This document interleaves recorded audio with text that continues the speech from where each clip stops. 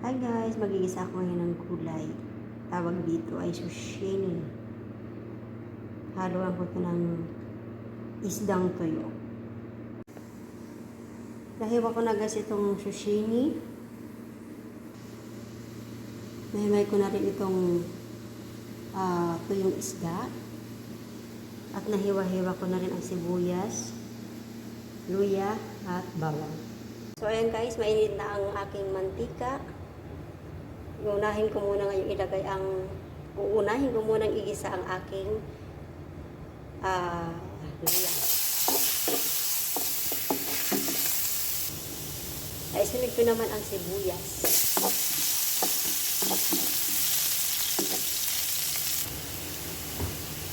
At ilalagay ko naman ngayon ang bawang.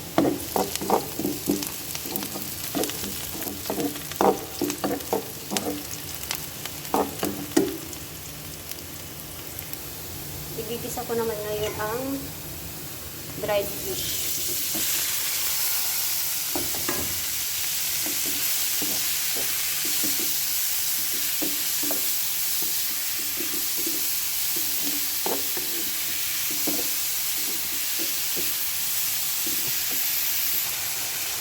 Ayan, nagisa ko na ang aking salted fish o dried fish. Lalagay ko naman itong zucchini.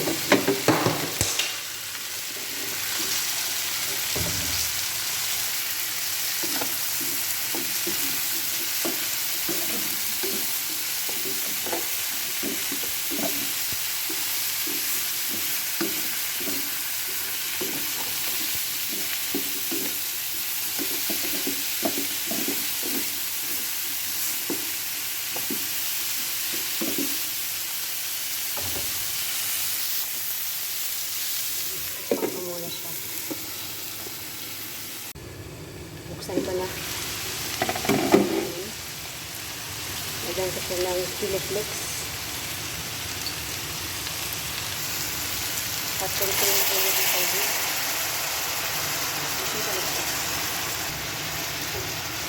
At kami.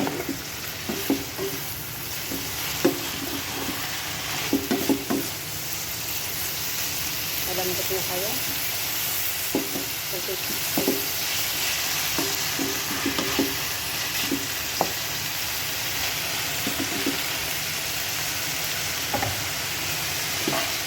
Takpan ko siya ulit dahil medyo matigas pa ang kanyang gulay. Tingnan ko siya ulit.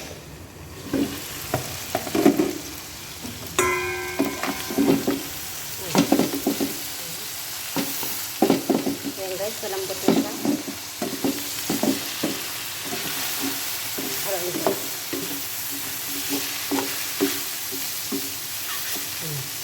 Malambot na, okay na. So, luto na siya guys. Ito na tayo kanyang asin.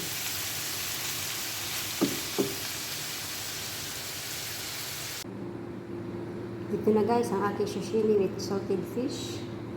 Ayan. Ilagay ko na sa isang lagayan. Nakahanda na para kainin. Nakakatakam naman to. Partner nito, plain rice, wow. Ito talaga napakasarap na hapunan o tanghalian. Kahit umagahan pa guys. Ano to, pang appetite.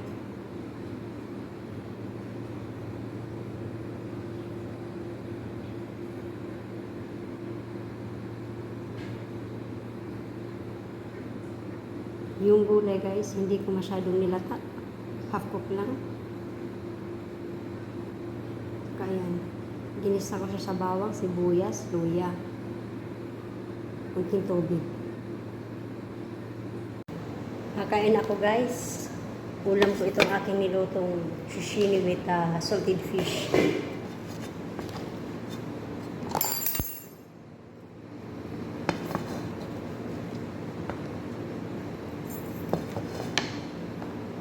So magkakamay ako guys para feel na feel ko talaga.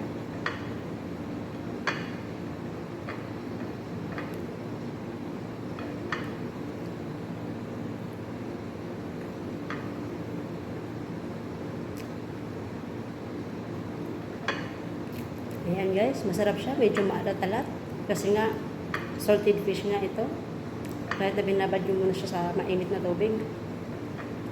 Pero hindi man siya ganun kaalat. So, dapat lang talaga hindi na maglagay ng asin. Kasi masyado siyang aalat. So, kaya tayo guys.